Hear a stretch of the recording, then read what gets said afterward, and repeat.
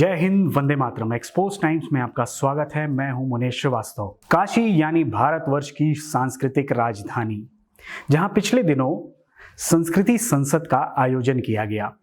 इस संस्कृति संसद ने हमें अपनी संस्कृति पर चर्चा करने और राष्ट्र के लिए चिंतन करने का विचार दिया है।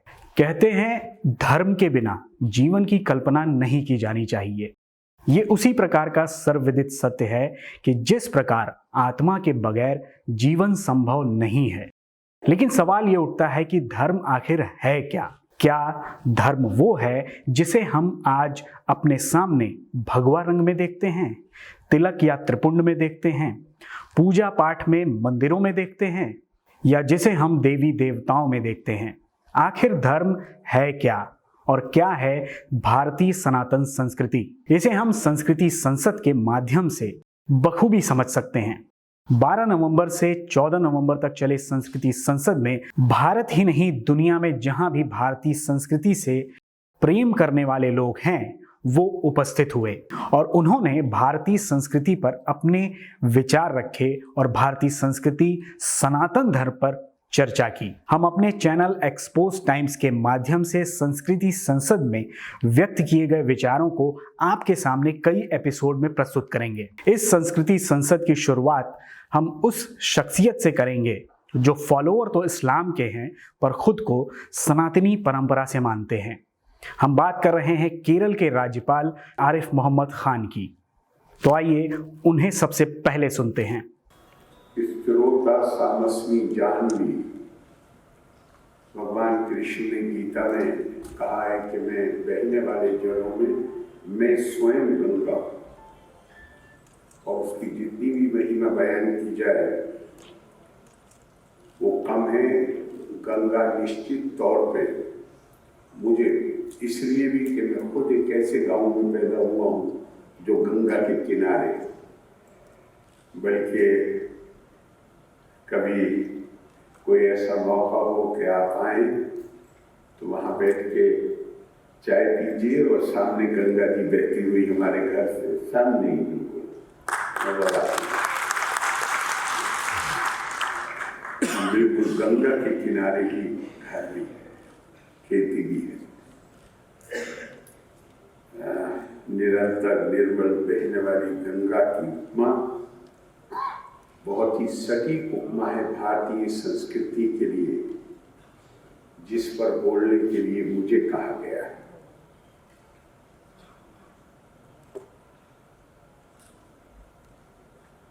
वही विशेषता जो गंगा की है, जिसके अंदर स्वयं अपने आप को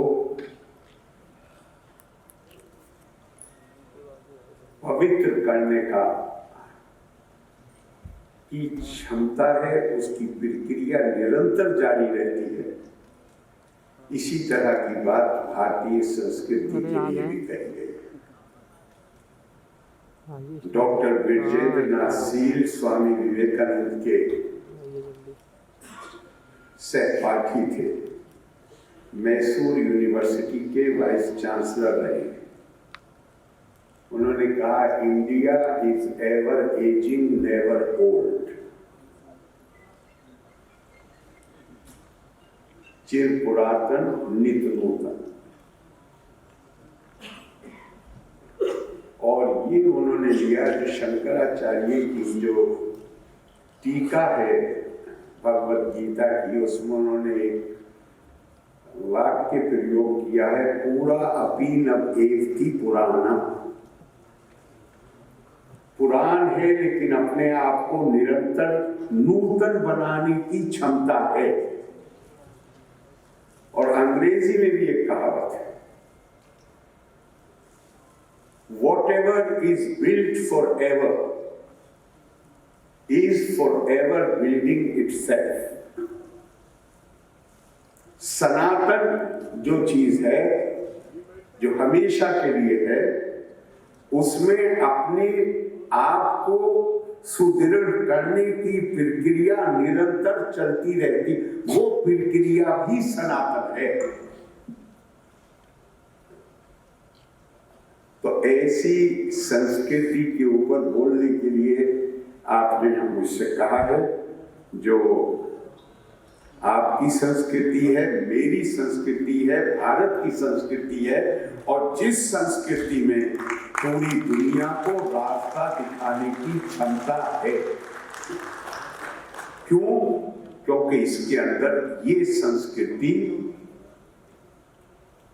ये इसलिए नहीं कि मैं गर्व, इसमें मैं कोई, मुझे अहंकार पैदा हो या नाजायज गर्व की भावना पैदा हो, बल्कि वास्तविक विश्लेषण, ये मुझे शायद एहतियात के साथ कहना चाहिए कि शायद, वरना तो शायद कहने की आवश्यकता नहीं है, ये शायद दुनिया की अकेली संस्कृति है जो ना तो, बल्कि उससे पहले भी कुछ और कहूं, दुनिया में जितनी संस्कृतियां हैं वो परिभाषित होती हैं या तो नस्ल से, रेस, धार्मिक आस्था से।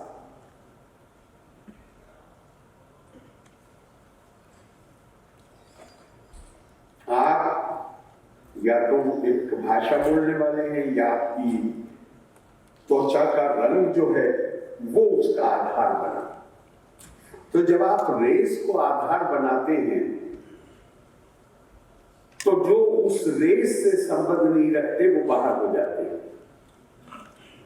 जब आप भाषा को आधार बनाते हैं तो जो वो भाषा नहीं बोलते वो बाहर हो जाते हैं। जब आप किसी खास व्यक्ति जो अपनी आस्था और श्रद्धा है वो कैसे व्यक्त करने का तरीका बनाया है वो अलग अलग है। तो अगर आप उसको आधार बनाएंगे जो आस्था की अभिव्यक्ति देने का तरीका है, तो भी जिनका तरीका उससे भिन्न होगा वो संस्कृति से बाहर से। भारत के ऋषियों, आज तो पूरी दुनिया उस रास्ते पे आ रही है जो भारत का रास्ता था। ये अलग बात है कि भारत को उसका श्रेय नहीं मिल रहा, जिसके लिए दोषी बाहर के लोग नहीं है, हम हैं। इसलिए तो हमने उसके बारे में बताया नहीं। मैं जाकर इसका सेटअप करो, देखो चलो कितना। तो आप इनमें से कोई भी मापदंड तय कर लीजिए। एक बड़ा वर्ग है दुनिया का जो उससे बाहर हो जाएगा। चूंकि लोग अलग अलग भाषाएं बोलते हैं, अभिव्यक्ति, आस्था की अभिव्यक्ति के तरीके अलग अलग हैं, खालों के रंग अलग अलग हैं। हमारे ऋषियों ने इस बात को आज कितने साल पहले, 4-5 हजार साल में तो कोई संदेह नहीं करता है। लेकिन शायद अब तो जो नई खोज आ रही है वो तो बता रही है कि ये शायद इससे भी पुरानी जो हमारी सांस्कृतिक यात्रा हुई है वो उससे भी पुरानी है। उन्होंने इस बात को तभी उन्होंने इसकी अनुभूति कर ली, और उन्होंने जो आधार बनाया भारतीय संस्कृति को परिभाषित करने का, ना भाषा को बनाया, ना रेस को बनाया, ना आस्था की अभिव्यक्ति की पद्धति को बनाया, इससे पीछे नहीं जा सकता ना। फिर उन्होंने आत्मा को आधार बनाया। आत्मा जो और इंक्लूसिव है, बीच में मुझे हंसे इशारा कर दो, पीछे हट जाओ, समावेशी है, कोई बाहर रह ही नहीं पाता। आत्मा तो इंसानों को भी शामिल नहीं करती, जानवरों को और पेड़ पौधों को भी शामिल कर लेती है। उनकी पीड़ा को भी अगर आप महसूस नहीं करिए, उनकी भावना को महसूस नहीं करिए, तो भी हम अपनी संस्कृति के प्रति और उसके तकाज़ों के प्रति सच्चे नहीं हैं। इतनी समावेशी आधार जो है, इतना समावेशी परिभाषित करने का आत्मा भारत जितनी लोकतांत्रिक देश है, अकेला देश है जहां हमने यूनिवर्सल फ्रेंचाइज के साथ अपने लोकतंत्र को शुरू किया। पश्चिमी देशों में जहां पे राजनीतिक लोकतंत्र निश्चित तौर पर पहले शुरू हमारे यहाँ भी था, लेकिन बहुत बड़े क्षेत्र में नहीं था राजनीतिक लोकतंत्र। उनके यहाँ भी महिलाओं को वोट देने का अधिकार केवल पिछली शताब्दी में मिला है। वो महिलाओं एक जमाने तक तो ये मानते थे कि महिलाओं के अंदर आत्मा होती ही नहीं। जानवरों और पेड़ पौधों में तो आत्मा मानने का सवाल ही नहीं पैदा होता था, और उसका कारण ये था कि जिसमें आत्मा नहीं है उसको एक्सप्लॉइट, उसका शोषण करने का अधिकार मानवता है। इसे हम महिला का भी शोषण करेंगे, हम जानवरों का भी शोषण करेंगे, हम प्राकृतिक संसाधनों का भी शोषण करेंगे, और ये हमारा अधिकार है। हम कोई गलत काम नहीं कर रहे हैं।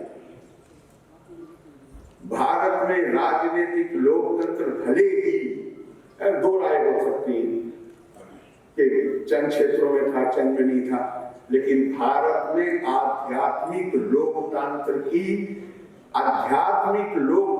स्पिरिचुअल डेमोक्रेसी की जो परंपरा है वो हजारों साल पुरानी है। इसलिए वो प्रतिबिंबित हुई हमारी राजनीति में, और हमारे राजनेताओं के मन में ये प्रश्न आना ही था कि हम महिलाओं को बाहर कैसे रख सकते हैं। लिहाजा हमारे यहाँ किसी उस आध्यात्मिक, गौर करिए, पश्चिमी देशों के अलावा जहां लोकतंत्र की परंपरा बहुत पहले शुरू हुई, दुनिया में उनके बाहर जाके कहीं लोकतंत्र अगर लागू भी किया गया तो वो क्या कहते हैं, गाड़ी घर के धचके ले लेके चले, ऐसे चलता है। कभी लोकतंत्र है, कभी फौजी ने टेक ओवर कर लिया, कभी कोई और व्यवस्था। भारत में निरंतर लोकतंत्र न केवल चलता रहा बल्कि मजबूत हुआ। ये शक्ति हमारे अंदर कहां से है? हमने भी तो आजादी के बाद ही लोकतंत्र की पद्धति को अपनाया। मैं फिर दोहराना चाहता हूं, हमारे यहाँ लोकतंत्र की पद्धति चली और मजबूत हुई। फिर ये बात जरूरी है कहना, क्योंकि हमारे यहाँ आध्यात्मिक लोकतंत्र की परंपरा हजारों साल पुरानी। भक्त की जाति नहीं पूछी जाती, साधु की जाति नहीं पूछी जाती। और ये लोग जो यहाँ भी बैठे हैं, बाहर भी आपको मिलते हैं, जो पीले या गेरुआ रंग के कपड़े पहने हुए होते हैं, इन्होंने ध्यान रखिएगा हमेशा, भारत में सत्ता में बैठे हुए लोगों को कभी अपना आदर्श नहीं माना। भारत ने संतों को, ऋषियों को अपना आदर्श माना। हमारे नैतिक आध्यात्मिक मापदंड ऋषियों ने तय किए। राजा का हमारे यहां कभी इतना महत्व नहीं रहा। संतो भूमि तपसा धारयन्ति। संत अपने तप से धर्म जितना व्यक्ति के लिए महत्वपूर्ण है, धर्म रिलीजन नहीं है। धर्म कभी व्यापक उसकी परिभाषा। तो समाज के लिए, व्यक्ति के लिए, उसके अंदर समरसता पैदा करने के लिए, सामंजस्यता पैदा करने के लिए, वो सुचारू रूप से चलता रहे, जरूरी है कि हम सबको अपने अपने कर्तव्य का बोध करना पड़ेगा और अपने कर्तव्य का पालन करना पड़ेगा, और वही धर्म। लेकिन ये बोध कौन कराएगा? और अगर मैं गलत चलूं तो ये मुझे कौन बताएगा कि नहीं ऐसा नहीं। वो काम एक लंबे समय तक हमारे इन संतों ने किया और इसीलिए ये बात कही गई कि ये केवल व्यक्ति के लिए नहीं, ये भूमि को था, ये पूरी पृथ्वी ठीक से चलती रहे, वो चलती है संतों के तप की ताकत से। मैं आपको एक और छोटी सी बात कहता हूं, हम सब, और मुझे ये सौभाग्य प्राप्त है कि मैं केरला मालिक का बहुत शुक्र अदा करता हूँ कि केरला के परिवार का मुखिया होने का मुझे सौभाग्य मिला है। शंकराचार्य जी केरला के गांव में पैदा हुए थे, कालड़ी में। उन्होंने 4 मठ की स्थापना की। आमतौर से मैं सुनता रहा हूं, अब से नहीं, बहुत पहले से, कि भारत की एकता को सुदृढ़ करने के लिए उन्होंने भारत के 4 कोनों में 4 मठों की स्थापना की। कहानी यहां खत्म नहीं होती। इसी का अकेले मठ स्थापित करने से एकता कायम हो सकती है, उस पर 2 राय बन सकती है। 4 मठों को आदि शंकराचार्य ने एक महावाक्य दिया और वो महावाक्य हमारे वेदों से आता है और वो महावाक्य चारों अलग अलग वेदों से आने वाले 4 महावाक्य 4 मठों को दिए गए। चारों का मतलब एक है, अर्थ समान है। वो मठ बनाए गए थे उस महावाक्य का संदेश और उद्देश्य देने के लिए। बिल्डिंग से एकता सुदृढ़ नहीं होगी, उस विचार से एकता सुदृढ़ होगी। वो मठ प्रतीक है उन महावाक्यों का। अहम ब्रह्मास्मि तत्त्वमसि, प्रज्ञानम ब्रह्मा अयम आत्मा ब्रह्मा। चारों मठों को इसमें से एक यजुर्वेद से, एक सामवेद से, एक ऋग्वेद से, एक अथर्ववेद से। और उसका मतलब क्या? कोई पहली बात कि हमारे ऋषियों ने हमारी संस्कृति को परिभाषित किया, ना भाषा से, ना पूजा पद्धति से, ना रेस से। हमारे ऋषियों ने परिभाषित किया आत्मा से, जो सर्व समावेशी है, जो किसी को बाहर छोड़ती ही नहीं। यही बनारस है।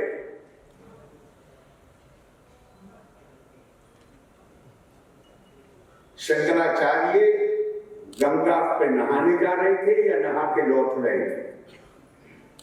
अब तो बनारस की सड़कें बहुत साफ सुथरी नजर आ रही हैं, लेकिन आमतौर से गलियां, बनारस जाना जाता था संकरी गलियों के लिए। जी सही, गलत तो नहीं मैं कह रहा। तो लौट के आ रहे, गंगा स्नान करके कोने पे चंडाल को देखते हैं 5 कुत्तों को लेके खड़ा हुआ। अद्वैतवाद के प्रणेता मुंह से किसी भी उनके या उनके किसी शिष्य के मुंह से निकल गया कि रास्ते से हटो। अब मैं उस कहानी में नहीं जाऊंगा कि चंडाल के रूप में कौन थे, वो उसमें मैं नहीं जाऊंगा। मैं यहाँ चंडाल ही मान रहा हूं, और मैं इसलिए मान रहा हूं चंडाल कि बनारस में तो चंडाल का भी बौद्धिक स्तर वही होगा।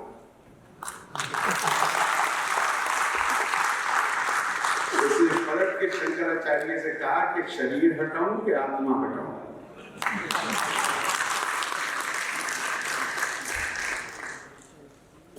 और शंकराचार्य उसके पैरों में ले गए। और मशहूर उनकी रचना है मनीष पंचक।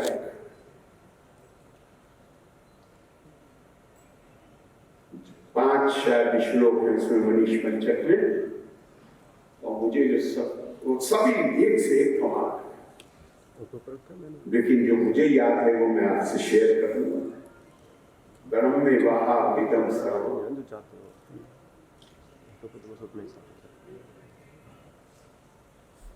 जगत सकल चिन्मात्र विस्तारिता सर्वं चैतद विद्याया तिर्गुणाया शेषम मया तद्धिता इत्थम यस्य दृढ़ा मति सुक्तरे नित्या परे निर्मले चंडालोस्तु सातु द्विजोस्तु गुरुरुद्देशा मनीषा हम। जो ये जान गया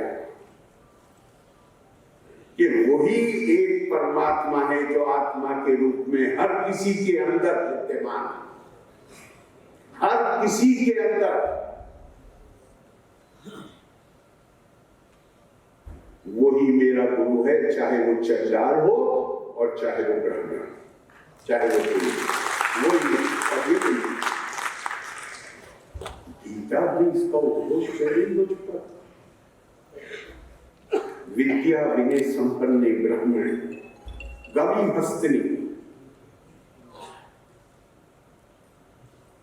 शुनि जय स्वापाके इच्छा पंडिता सौदर्शिना।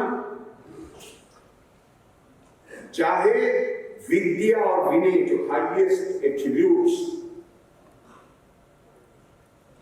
बहुत बड़ी विशेषताएं किसी भी व्यक्ति के लिए, चाहे विद्या और विनय ह्यूमिलिटी से संपन्न कोई ब्राह्मण हो, चाहे गाय हो, चाहे हाथी हो, चाहे कुत्ता हो, चाहे कुत्ते के खाने वाला हो, सबके अंदर उसी एक परमात्मा का निवास है, आत्मा के रूप। अब ये आप दूरबीन लगा के भी अगर देखिए, विश्लेषण करिए, तो ये इतना समावेशी और इतना विरत मानस की उत्पत्ति है ये विचार, जिससे बाहर कोई रह ही नहीं सकता। चाहे जिस पथ का मानने वाला हो, चाहे जिसकी जो, मुझे यहाँ नजर आ गए हमारे आलोक जी आ गए थी अभी 3-4 दिन पहले त्रिवेंद्र में थे, नहीं कोटायम में मुलाकात हुई है, तो मैं वहां बात कर यहाँ मैंने मना नहीं सीखा। हमारी संस्कृति तो वो है जहां रावण को भी उसकी दुष्टता के लिए नहीं, लोक संग्रह के लिए उसके खिलाफ कार्रवाई होती है, लेकिन उसके प्रति भी आदर भाव, उसकी विद्वता के लिए आदर भाव पूरी तरह मौजूद है। उसके पैरों के किनारे खड़े होकर उससे उसके ज्ञान का सार हासिल करने की कोशिश की जाती है। इतनी समावेशी हमारी संस्कृति।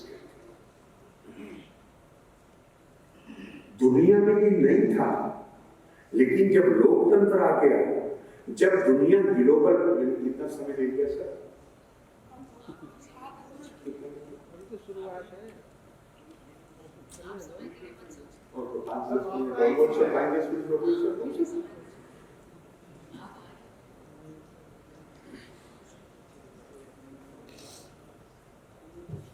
दुनिया ने इस चीज को अपनी जरूरत के तौर पे स्वीकार किया, अपनी सोच के तौर पर स्वीकार नहीं किया। भारत की ये सोच है, भारत का ये मत है, हम किसी को भी बाहर नहीं कर सकते।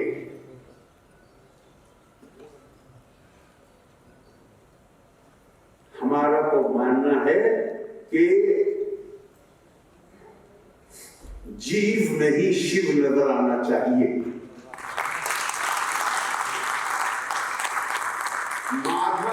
मानव सेवा ही माधव सेवा है।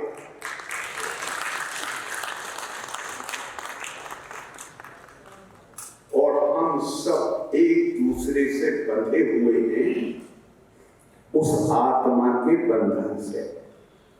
हमारी भाषा अलग हो सकती है, हमारे रूप रंग अलग हो सकते हैं, हमारे खाल के रंग अलग हो सकते हैं, लेकिन एक कॉमन फैक्टर है जो हम सबको एक दूसरे से बांधता है, और वो है आत्मा, रूह, स्पिरिट।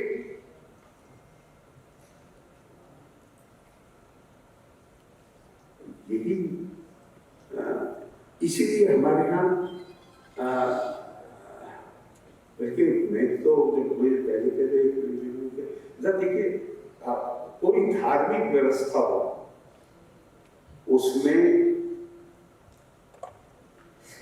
अब मैं संस्कृत का लफ्ज इसलिए इस्तेमाल नहीं कर सकता कि हाल में उसको हिंदी में और भारतीय भाषाओं में उसके लिए शब्द गढ़े गए हैं, लेकिन ओरिजिनली कोई शब्द था नहीं उसके लिए। इसलिए कि जो संगठित धर्म होगा वहां आपको निश्चित कुछ चीजें माननी पड़ेंगी, नहीं मानेंगे आप तो आपके ऊपर इल्जाम लगेगा, या आप ऐसी बात कहेंगे जो मान्यताओं के खिलाफ जाती है तो आप पे आरोप लगेगा विलास पैनी का या हॉस्टेसी का, जिसके लिए अब हमने एक शब्द कर लिया है, ईश निंदा। ईश की कौन निंदा कर पाएगा? ये रिसेंट है, ये हमारे ओरिजिनल उसमें नहीं है, बिल्कुल भी, तो उसकी कौन करेगा?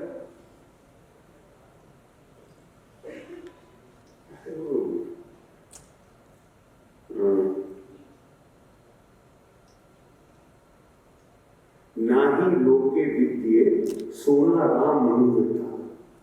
हमारी सोच तो ये रही है कि जो हमारे यहाँ विपरीत भक्ति की भी कल्पना नहीं, कि जो विरोध कर रहा है वो भी दुश्मन नहीं है, उसके लिए लफ्ज इस्तेमाल हुआ है विपरीत भक्ति।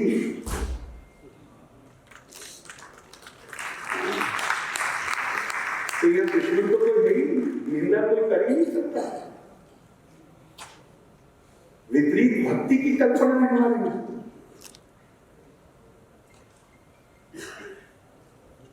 तो लेकिन हमारी प्रॉब्लम यह है कि शंकराचार्य और स्वामी विवेकानंद में तो बहुत बीच का अंतराल है। वो खुद गीता में है कि धर्म की जब जब वाणी होगी तो फिर मैं आऊंगा। तो हम भूल जाते हैं, इंसान का मिजाज जो है वो भूलने वाला है, और थोड़ा स्वार्थ भी होता है, जहाँ हम सिद्धांतों को हमें खूब पता होता है सही आचरण क्या है, लेकिन क्या बहुत जानामि धर्मम नचा में फिर व्यक्ति, जानामि अधर्मम नचा में भी व्यक्ति, केना की देवे गिरदी स्थिते यथोनियुक्तास्मि तथा करो। मैं खूब मालूम मुझे अच्छी तरह धर्म क्या है, मुझे ये भी मालूम है धर्म क्या है, लेकिन धर्म की तरफ मेरी ख्वाहिश नहीं होती और अधर्म से पीछा नहीं छूटता। और कोई बैठा हुआ है यहाँ पे जो मुझे नियंत्रित करता है, तो मुझे खूब पता है कि सही क्या है, लेकिन करता हूँ गलत का। तो फिर एक जरूरत होती है एक शंकराचार्य, फिर जरूरत होती है एक स्वामी विवेकानंद, फिर जरूरत होती है हमें इन संतों की। आप जरा गौर करके मैं आपसे कहता हूं कि अगर ये काम पहले हुआ होगा, आखिरकार अमेरिका में शिकागो में जब स्वामी विवेकानंद बोले तो जितने दुनिया के धर्म के मानने वाले वो सब उठ के खड़े हो गए उनकी प्रशंसा करने के लिए, या नहीं खड़े हो गए? क्यों खड़े हो गए? क्योंकि उन्हें वो विचार अच्छा लगा। वो विचार स्वामी विवेकानंद का विचार नहीं था, वो विचार तो भारतीय विचार था, हमारे ऋषियों द्वारा प्रतिपादित सिद्धांत के हजारों साल पुराने।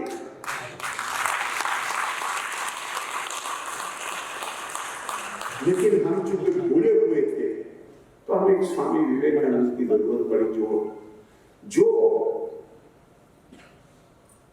हमें ही नहीं केवल बल्कि दुनिया को बताए कि शांति पूर्वक जीवन अगर हम व्यवस्था इस पूरे विश्व में बनाना चाहते हैं तो ये इसलिए नहीं कि हम तुमसे बेहतर है, नहीं, ये सेंस तो हमारे अंदर आ ही नहीं सकता। अहंकार का भाव तो भारतीय संस्कृति इजाजत ही नहीं देती कि हम कोई अहंकार का भाव पाए। लेकिन ये कि हमारे ऋषियों ने बड़ी तपस्या करके अपनी जीवन खपा दिए और उन्होंने ये प्राकृतिक सिद्धांत उन्होंने ढूंढे मानव कल्याण के लिए। और कैसा अच्छा लगा उन लोगों को कि पूरा हॉल खड़ा हो गया ताली बचाने के लिए। किस चीज पर? रुचि नाम वैचित क्रिया निर्जु कुटिल नाना प्रतिशान निर्नामी को गमीज तुमसी पैसा मरना भी। जिस तरह मैं उस देश से आता हूं जहां करोड़ों लोग अपना दिन प्रारंभ करते हैं इस प्रार्थना के साथ कि जिस तरह विभिन्न नदियां नाले अपने अपने स्रोतों से निकलकर सीधे और टेढ़े मेढ़े रास्ते लेते हुए अंत तक जाकर सागर में लीन हो जाते हैं। हे प्रभु, हम इंसान भी अपनी अपनी प्रवृत्ति के अनुसार टेढ़े मेढ़े सीधे रास्ते लेते हुए, लेकिन महत्वाकांक्षा एक है कि प्रभु तुझ में लीन हो जाए।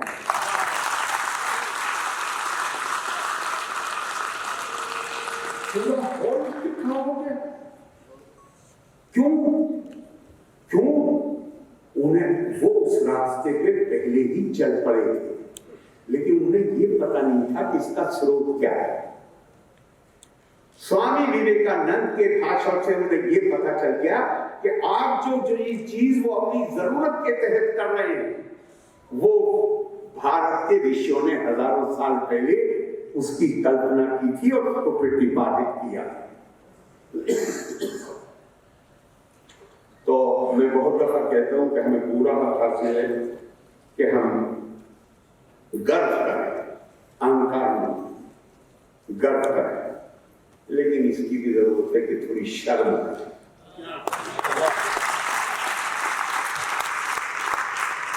गर्व इसलिए कि हम एक गौरवशाली संस्कृति के वारिस हैं, शर्म इसलिए कि हम इसको दुनिया को बताने में नाकाम रहे।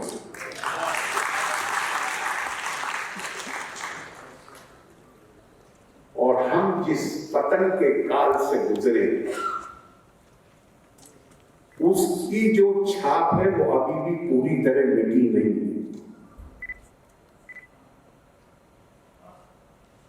मैंने एक दो जगह और भी ये मिसाल दी और इसके साथ मैं अपनी बात खत्म करूंगा, इसलिए कि मैं चाहूंगा कि आपने तो दो कहीं अगर उससे ज्यादा करना चाहे तो भी मैं स्वागत करूंगा।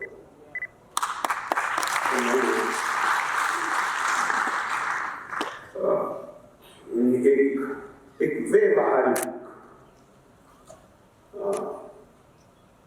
एग्जाम्पल को क्या कहेंगे?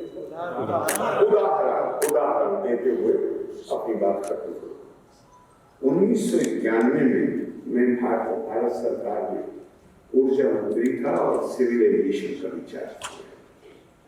मैं कहने का मतलब मैं फॉरेन मिनिस्टर नहीं था, लेकिन उस समय पाकिस्तान की प्रधानमंत्री उन्होंने OIC मतलब ऑर्गेनाइजेशन ऑफ इस्लामिक कंट्रीज, एक संस्था है, वहां पर कश्मीर को लेकर हमारे खिलाफ एक प्रस्ताव जिस पे उन्होंने बड़ा मेजर ऑफेंसिव लिया था, तो बहुत ज्यादा उन्होंने उसमें दौड़ भाग की थी और वो जाती तौर पे खुद हर देश में जा रही थी वहां के राष्ट्राध्यक्षों से मिलने और अपने पक्ष में राय बनाने की।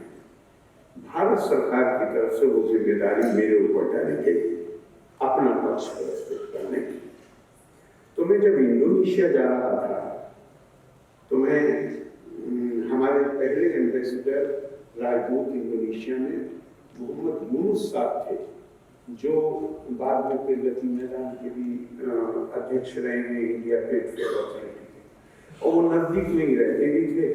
तो मैंने सोचा कि मैं पहली बार इंडोनेशिया जा रहा हूँ तो मैं जरा उनसे थोड़ा मदद मांगूं कि वो मुझे बताएं कि मैं किस तरह वहाँ के राष्ट्राध्यक्ष से बात करूँ,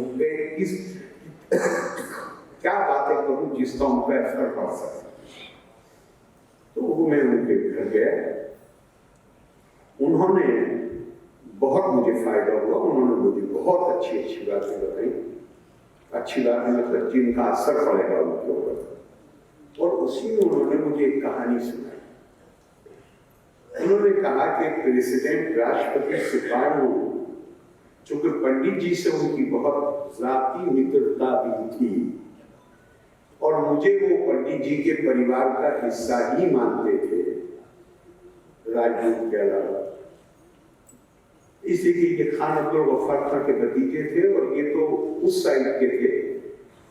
भारत के विभाजन के समय पंडित जी के कहने से इनको चूंकि NWFP तो वोट करने के बावजूद हमने उधर दे दिया। उन्होंने तो हमारे लिए एक भारत के लिए वोट दिया था NWFP ने, लेकिन उस विभाजन में वो उधर चला गया, तो इनको मांग लिया था पंडित जी ने खाना को। तो उनका वो मुझे परिवार का हिस्सा समझते थे, तो अक्सर अपनी जनसभाओं में मुझे अपने साथ ले जाते थे। ये बहुत इंपॉर्टेंट है, मतलब मैं भूला ही नहीं हूँ कभी इसको। एक बार उन्होंने सुनाया तो उनका देहांत भी हो चुका। तो उन्होंने कहा कि मैं सुकार्नो को अपने भाषण में सुनता था, भीम अर्जुन भीम अर्जुन भीम अर्जुन। तो कई दफा सुनते सुनते मैं जब एक बार लौट गया तो मैंने कहा भीम और अर्जुन क्या है आप बोलते हैं? तो सुकार्नो का तुम नहीं जानते भीम और अर्जुन को अंग्रेजी में? तो क्या कर रहा है? तो आप महाभारत से कैरेक्टर्स की बात कर रहे हैं तो मैं जानता हूँ, कहाँ मैं की बात कर रहा हूँ, लेकिन आप कहते क्या है? अभी ध्यान रखिएगा, ये लगभग 97-98% मुस्लिम आबादी का देश है। वहां का राष्ट्रपति अपने भाषण में भीम अर्जुन, तो उनका आत्मविश्वास की भावना खोदी और तुम ये भूल गए कि तुम भीम और अर्जुन की औलाद हो।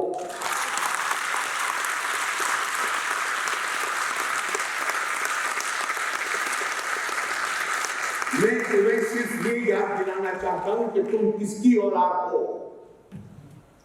और तुम फिर, ताकि तुम अपने गौरवमयी उस इतिहास को याद करो, तो फिर तुम दोबारा बेहतर कर सको। ऐसा कोई भी समाज जो गुलामी की दास्ता की बेड़ियों से गुजरा, जिसका आत्मविश्वास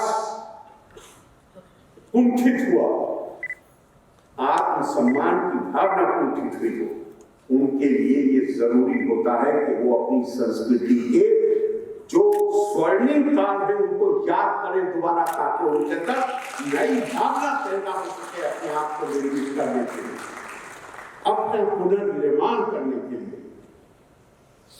ये कैसे हो गया कि ये दुनिया, ये देश, जहां सारी दुनिया के लोग इसकी संपन्नता को देख के, इसकी विविधता को देखकर आते थे।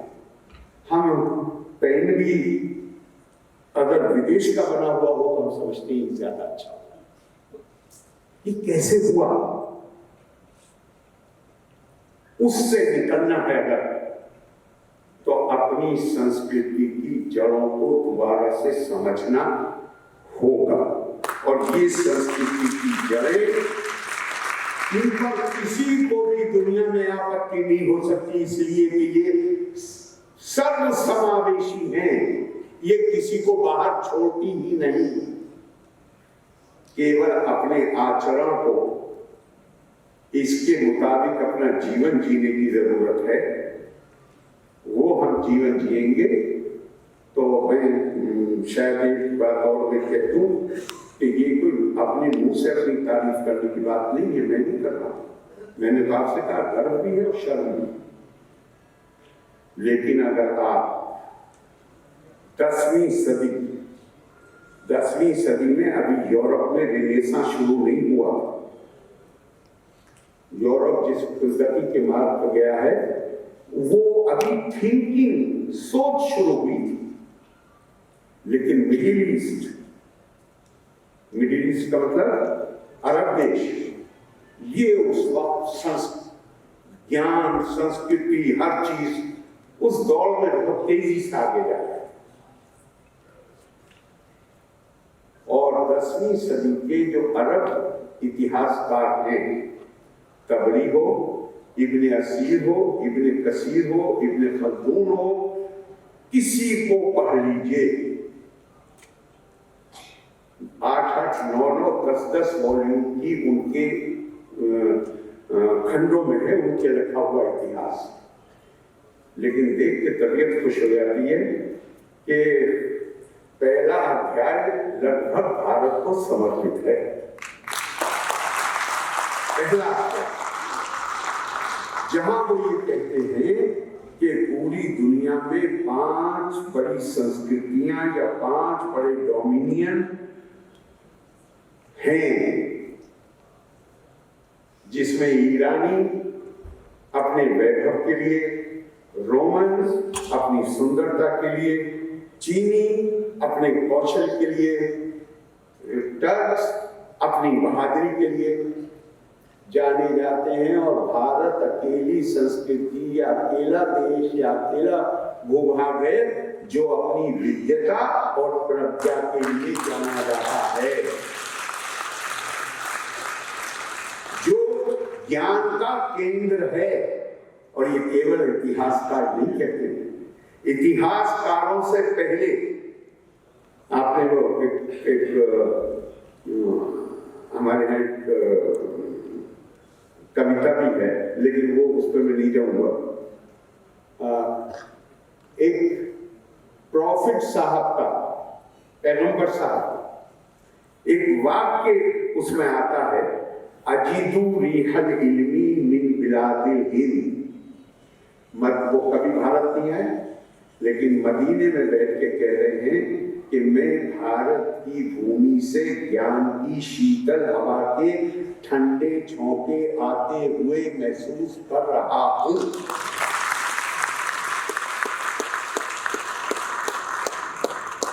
ये 1, 2, 3, 4, 5 जो हम लिखते हैं, जिसके सहारे सारे विज्ञान की प्रगति हुई है, इससे पहले दुनिया में रोमन न्यूमरल्स थे।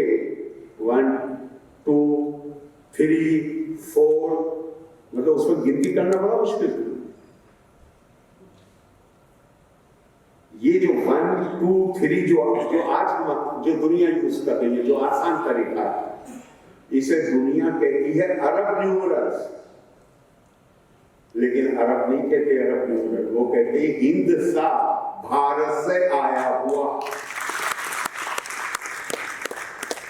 तो भारत की ज्ञान परंपरा को दुनिया में जो उस वक्त जो लोग उस दौर में जा रहे थे, उनका पुराना इतिहास नहीं था ज्ञान विज्ञान का, लेकिन वो उस दौर में उस वक्त तेजी से शरीक थे, उन्होंने स्वीकार किया।